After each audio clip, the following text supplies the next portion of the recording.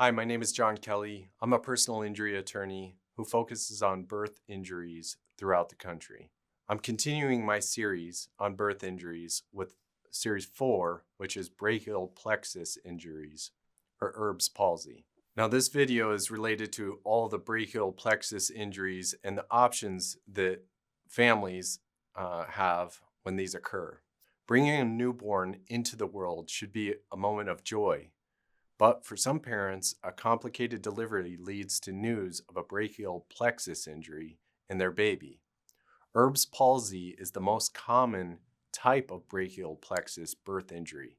It affects the network of nerves around the shoulder, leaving a newborn's arm weak or paralyzed. Seeing your infant's arm limp and not moving properly can be alarming. The good news is that many brachial plexus injuries heal well with time and therapy.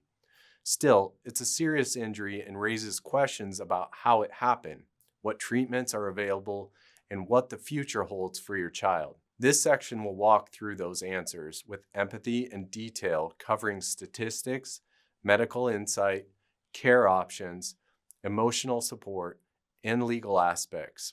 First, what is ERBs palsy and how does it happen? ERBs palsy refers to paralysis or weakness of the arm caused by damage to the brachial plexus, which is the bundle of nerves running through the neck and through the shoulder and into the arm. In a typical case, the baby can't move the shoulder and elbow well. The arm might hang at the side, and the baby can't lift or bend it. Though hand and finger movements might be preserved if only the upper nerves are involved. This injury usually occurs in the context of a difficult delivery with shoulder dystocia. That's when a baby's shoulder gets stuck behind the mother's pelvic bone after the head's already been delivered. If the delivery provider must exert traction pulling on the baby's head and neck to free the shoulder, it can stretch and tear the delicate nerves. Risk factors for this scenario include a larger than average baby, maternal diabetes, prolonged labor, or breech at delivery. However, ERBs palsy isn't always predictable. It can happen even in some C-section deliveries or smaller babies if the positioning leads to a stretch. The incidence is roughly 1 to 3 out of every 1,000 leg births. When these nerves are stretched, the injury can range from neuropraxia, which is a mild stretch or shock to the nerve that usually heals, to neuroma, which is a scar tissue damage to the nerve root, or avulsion, the nerve is torn from the spinal cord, a severe injury. This classic ERBs palsy involves nerves from C5, C6, and sometimes C7 nerve roots, affecting muscles of the shoulder and upper arm. Another type, Klumpke's palsy, involves the lower roots, C8 to T1, and can affect hand function, but that is rarer in birth injuries. I'll now go over the signs and diagnosis. Right after the birth, the pediatricians or the neonatologists will examine your baby. If one arm isn't moving normally, for example, the Moro reflex, which is the startle reflex, it'll be asymmetric, and they'll suspect that the brachial plexus injury exists. In ERBs palsy, the infant often keeps the affected arm adducted or close to the side and internally rotated with the wrist flexed. It's a waiter's tipped posture, sometimes called. And the baby may not move that arm in the spontaneous ways newborns usually do. The grasp reflex in the hand might be inactive if the lower nerves are fine, which helps differentiate from more global paralysis. An exam can pinpoint the nerves involved. Sometimes a clavicle collarbone fracture can cause similar lack of movement due to pain, so the doctors might also check for a fracture, which can occur. They may do an X-ray or ultrasound to rule out bone injury. If uncertainty remains, electrical studies such as an EMG can be done later to assess the nerve continuity. But these are usually performed a few weeks or months out if the injury isn't clearly improving. I'll now go over the treatment and recovery. The prospect of your tiny baby needing treatment can be stressful, but the majority of brachial plexus birth injuries improve with conservative management. In the first days after birth, the standard approach is often rest and gentle handling. The infant's arm may be placed in a soft immobilizer or the sleeve pinned to their clothes to avoid excessive movement for a week or two. This gives swollen or bruised nerves a chance to recover without further stretch. After this brief rest period, the physical therapy will typically start. A pediatric physician or an occupational therapist will teach you a range of motion exercises to gently move your baby's shoulder, elbow, wrist, and hand through their safe ranges. Doing these passive exercises daily or as instructed prevents stiff joints, which is called contractures, and keeps the muscles and joints healthy while these nerves heal. Don't worry, these exercises are very gentle and will usually not cause the baby pain if done correctly, and they're intended to stave off stiffness and encourage a return of function. Many infants start to show signs of improvements within the first month or two, and you might notice your baby beginning to move their shoulder or bend their elbow gradually. This is an encouraging sign. In fact, prognosis data is quite optimistic. About 80% to 96% of infants with ERBs palsy achieve a complete or near complete recovery within time.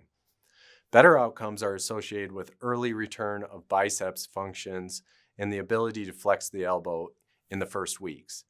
During this period, you will likely have regular follow-ups with pediatric orthopedic specialists or neurologists to monitor the progress. For babies who do not show improvement in the first 3 to 6 months, more invasive interventions are considered. A pediatric brachial plexus specialist, often a neurosurgeon or orthopedic surgeon specializing in peripheral nerves, might recommend surgical exploration of the brachial plexus around 3 to 6 months of age if there's little to no improvement returning. Surgical options include nerve grafting, which is taking a nerve from another part of the body to a bridge gap, nerve transfers, which is rerouting a functioning nerve to take over the function of a damaged one, or removing scar tissue around the nerves. These surgeries aim to improve the potential for arm use, but they are complex and the results can vary. The earlier they're done, within 6 to 12 months, generally the better the outcomes because the muscles haven't atrophied as much. Even after surgery, therapy is crucial to train the nerves and muscles to work as much as possible. Beyond nerve-focused treatment, the child grows. They may require additional procedures if any joints are affected by muscle imbalances. For instance, some children develop tightness in the shoulder joints or elbow later in childhood. Orthopedic surgeries like tendon transfers or muscle releases might help improve range of motion. Most children with ERBs palsy, especially those who recover early, do not need these later surgeries, but they are tools available if needed. I now want to go over the prognosis of ERBs palsy. The long-term outlook for brachial plexus birth injuries varies. The best case scenarios, by 1 to 2 years old, the child has regained almost full function of the arm, and only a careful exam would detect any residual weakness. These children can go on to have normal strength and activity. In other cases, there may be some lingering weakness in the shoulder or arm, or slightly limited range. For example, they may not be able to rotate the arm outward or lift it above the head. A smaller subset of children, typically those with more severe nerve damage, may have permanent impairment in the arm. This could mean a child is unable to fully use one arm for heavy tasks, or the arm may have reduced growth in severe cases, and this affected arm can grow a bit shorter or with smaller muscles if nerve input is poor. However, even children with persistent ERBs palsy, they can often learn to adapt. They may use the affected arm as a helper and rely on the other arm for fine tasks. It's important to encourage bilateral use as much as possible during the development so they can gain maximum function. Emotionally, parents may worry if their child will be able to play sports or have a normal childhood with an arm that had ERBs palsy. Rest assured, many children with even moderate residual ERBs palsy participate in activities. You might be surprised how well a young child can compensate and find ways to do what they want to do. Early physical and occupational therapy can also help child development strength and adaptive techniques. For instance, learning to button a shirt one-handed if needed or improving grip. Peer support from other ERBs Palsy families can show you inspiring examples of children who've overcome limitations. I'm now going to go over the emotional and psychological support for families. In the whirlwind of a new birth, a diagnosis of ERBs Palsy can be a source of unexpected grief and concern. It's normal as parents to feel guilt. Did something in the delivery go wrong because of me or my body? Or anger, did the doctor pull too hard? Mothers who have shoulder dystocia deliveries sometimes replay the birth in their minds. It's important to come to a place of understanding that the shoulder dystocia is largely unpredictable, and that delivering team often has mere minutes to resolve a life-threatening situation. Their actions, even if they result in injury, may have saved the baby's life, as without freeing the shoulder, it could be a problem for the child to breathe. This perspective doesn't erase the pain of the injury, but can help balance feelings if you're harboring guilt or blame. If you have lingering trauma from the delivery, consider speaking with a counselor, especially one familiar with birth trauma. For the day-to-day emotional journey, connecting with others can be incredibly helpful. Support groups for ERBs palsy and brachial plexus injuries exist and are filled with parents who have been exactly where you are. One of the largest is the United Brachial Plexus Network, UBPN, and it's a national organization that provides information and forums for families. UBPN hosts an active Facebook group and even periodic camps or gatherings where kids with brachial plexus injuries and their families can meet, share experiences, and build confidence. Knowing that other children have recovered or other parents can share their therapy tips can lighten your worries.